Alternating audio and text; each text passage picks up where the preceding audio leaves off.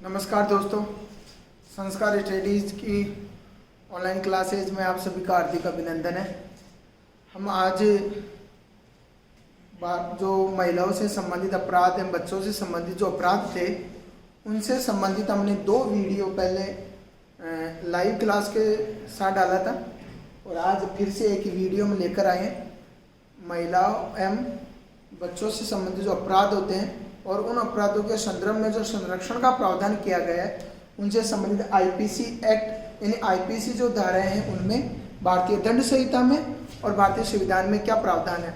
हमने भारतीय संविधान में महिलाओं से संबंधित बच्चों से संबंधित क्या प्रावधान थे उनके ऊपर चर्चा कर ली थी।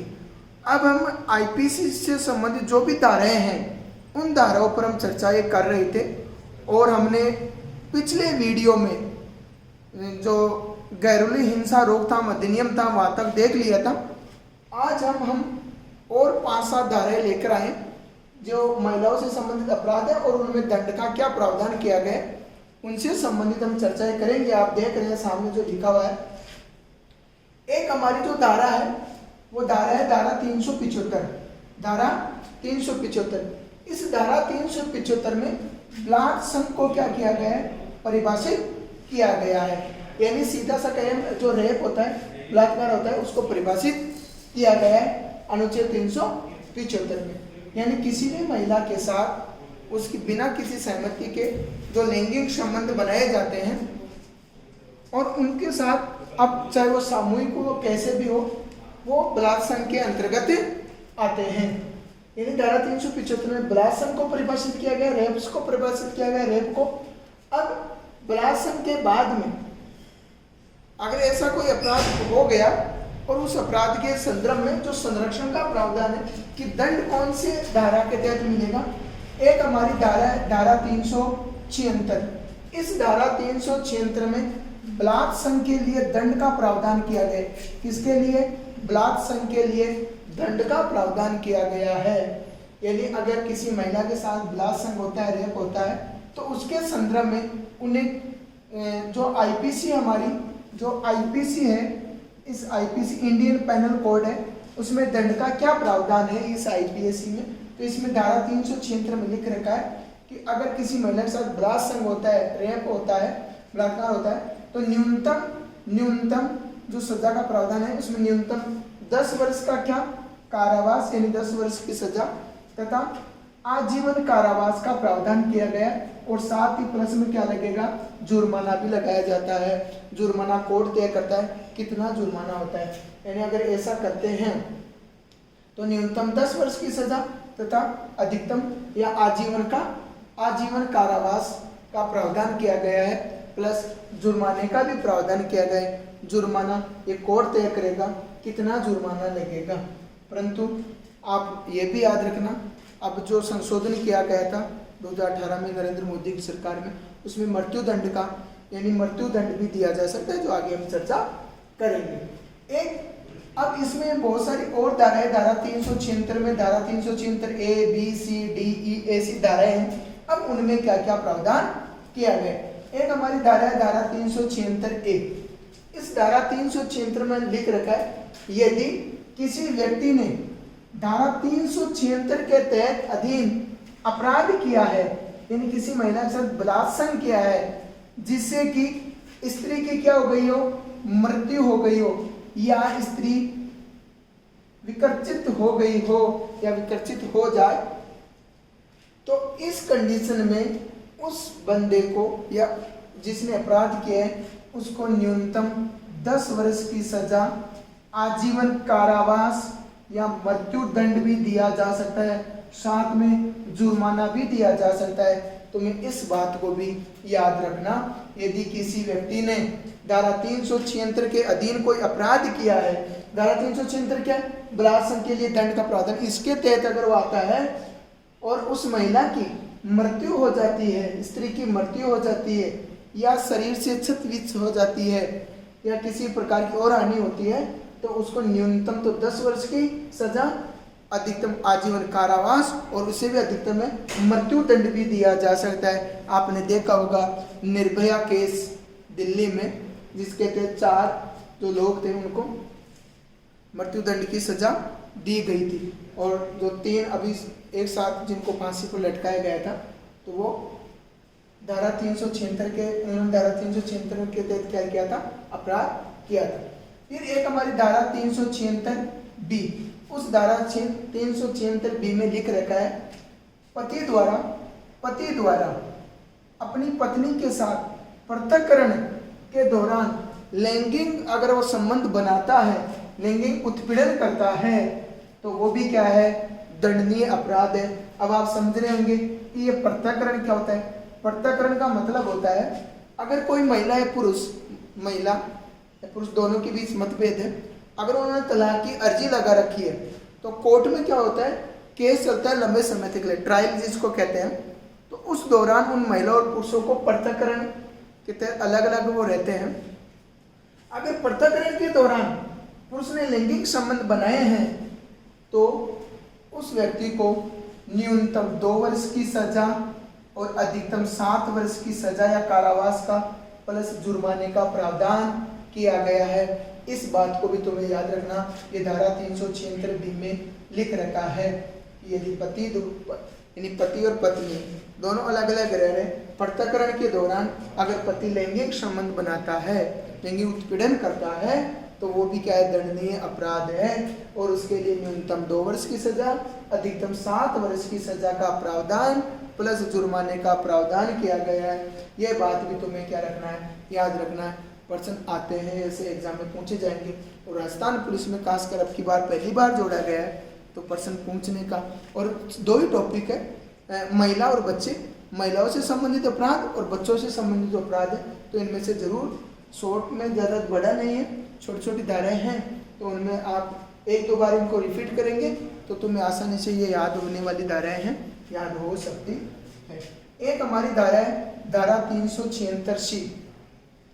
इस धारा 376C में लिख रखा है, प्राधिकार के अंतर्गत आने वाली स्त्री के साथ अगर बलात्संग किया जाता है या करता है, तो वो भी क्या होता है, एक प्रकार का दंडनीय अपराध है। अब यहाँ प्राधिकार का मतलब होता है ऐसी महिला या ऐसी स्त्री जो लोक सेवक के रूप में कार्य कर रही है, कहीं सरकारी सेवा में है, किसी हॉस्पिटल के अधीन कोई अध्यक्ष है, या न्यायिक अभिरक्षा में किसी महिला को रखा गया है, कैद में रखा गया है, या किसी कारागार में वो लोक सेवक के रूप में कार्य कर रही है, तो ऐसी महिलाओं के साथ अगर बलात्संग किया जाता है, बलात्संग होता है, तो वो भी क्या है, दंडनीय अपराध है। प्राधिकार के यानी लोक सेवा के अंतर्गत आने वाली जो भी महिलाएं हैं, अगर उनके साथ बलात्संग होता है, तो वो भी क्या है, एक दंडनीय अपराध है। और इसके लिए न्यूनतम सजा 5 वर्ष और अधिकतम सजा 10 वर्ष की दे रखी है, प्लस जुर्माने का भी प्रावधान किया गया है। ये बात भी तुम्हें क्या रखनी है, ये बात भी तुम्हें याद रखनी है। अब हम देखेंगे अनुच्छेद धारा 376C हो गई। धारा 376D में क्या प्रावधान किया गया। यह जो धारा 376D है, ये भी बहुत महत्वपूर्ण धारा है। अगर किसी महिला के साथ या स्त्री के साथ सामूहिक बलात्संग किया जाता है, जिसको हम गैंगरेप भी कह सकते हैं, सामूहिक बलात्संग किया जाता है, तो वो भी क्या, वो दंडनीय अपराध है। और इसके लिए जो दंड का प्रावधान किया गया है, न्यूनतम 20 वर्ष की सजा, न्यूनतम 20 वर्ष की सजा और अधिकतम आजीवन कारावास प्लस जुर्माने का प्रावधान किया गया है। तुम्हें ये याद रखनी है। ऐसी धाराएं पूछा जाता है, सामूहिक बलात्संग यानी सामूहिक गैंगरेप यानी समूह द्वारा किसी महिला का लैंगिक उत्पीड़न करना, ये सामूहिक बलात्संग कहलाता है। और इसके लिए दंड न्यूनतम 20 वर्ष की सजा है का अधिकतम आजीवन कारावास प्लस जुर्माने का प्रावधान किया गया है। ये हमें याद रखना जरूरी है। ये इसलिए वो जरूरी है, आप राजस्थान पुलिस में भर्ती होंगे तो ऐसे मामले मान लिया अगर आ जाए आपके सामने, तो आप कौन कौन सी धाराओं के तहत काम करेंगे, धारा लगाएंगे महिलाओं के संदर्भ में, तो उनसे भी आपको वहाँ पर सहायता मिलेगी अगर आपको कानून की जानकारी पहले से है।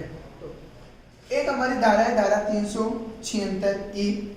धारा 376 ई में लिख रखा है ऐसा व्यक्ति जिसने धारा 376 ए, धारा 376 ए, देखो इधर धारा 376 ए तथा धारा 376 डी तथा धारा 376 डी, दोनों देख रहे हो, धारा 376 ए और धारा 376 डी के तहत के अधीन सजा प्राप्त कर चुका है, पहले प्राप्त कर चुका, यानी पहले उसने अपराध कर लिया, अपराध कर चुका, सजा प्राप्त कर चुका, तथा वो ऐसी गलती को दोबारा दोहराता है या दोबारा अपराध करता है तो उस वो दंडनीय अपराध है। उसके लिए क्या प्रावधान किया गया है? उसके लिए आजीवन कारावास तथा मृत्यु दंड तक दी जा सकती है उस व्यक्ति को। ऐसा व्यक्ति जो धारा 376 ए के तहत पहले अपराध कर चुका और धारा 376 डी के तहत पहले अपराध कर चुका, यानी इन दोनों धाराओं के तहत वह व्यक्ति सजा पा चुका। धारा 376 क्या है? सामूहिक बलात्संग, और धारा 376 ए क्या है? यानी महिला की क्या हो जाती है, यानी अगर अपराध किया जाता है, महिला के साथ लैंगिक उत्पीड़न किया जाता है, इससे महिला की मृत्यु हो जाती है, महिला का शरीर क्षत-विक्षत हो जाता है, विकर्चित हो जाता है, तो ऐसी कंडीशन में अगर वो उस अपराध को पुनः दोहराता है तो ऐसे व्यक्ति को आजीवन कारावास का अधिकतम मृत्यु दंड भी दिया जा सकता है, उसको फांसी पर भी लटकाया जा सकता है। ऐसा प्रावधान धारा 376 ई में लिख रखा है, यानी गलती पहले गलती कर चुका, सजा प्राप्त कर चुका, फिर भी अगर वो दोहराता है तो उस पर यह वाली लागू नहीं होगी कि 376 वही अपराध किया तो न्यूनतम 10 वर्ष आजीवन का, नहीं, उसको मृत्यु दंड भी दिया जा सकता है। इस बात को तुम्हें क्या रखना है, याद रखना है। एक हमारी अब धारा है धारा 498 ए, धारा 498 ए, स्त्री के साथ निर्दयता या क्रूरता करना और उसके संरक्षण के संदर्भ में, यानी अगर किसी महिला के साथ निर्दयता की जाती है, क्रूरता की जाती है, किसी प्रकार का उन्हें क्षति पहुंचाई जाती है, तो उस संरक्षण में, उस महिला के संरक्षण में इस 498 ए में प्रावधान किया गया है। अगर किसी महिला के साथ निर्दयता या क्रूरता की जाती है तो वो भी एक दंडनीय अपराध है, और उस दंडनीय अपराध के तहत उसे 3 वर्ष की सजा प्लस जुर्माने का प्रावधान किया गया है। ये भी आप, यानी किसी महिला के साथ निर्दयता या क्रूरता की जाती है, यानी आप ऐसा नहीं कर सकते, सीधी सी बात यह है। और हमारे समाज में, हमारे भारत में तो नारी को बहुत बड़ा सम्मान दिया गया है। दोहा है, यत्र नार्यस्तु पूजन्ते तत्र देवता रमन्ते, जहाँ नारियों की पूजा होती है वहाँ देवता निवास करते हैं, देवता रमते हैं, देवता रहते हैं, तो देवता के समान माना गया है। और जो समाज में धीरे धीरे जो महिलाओं के प्रति कुंठा है उसको भी हमें दूर करना है, शिक्षित लोगों को दूर करना है।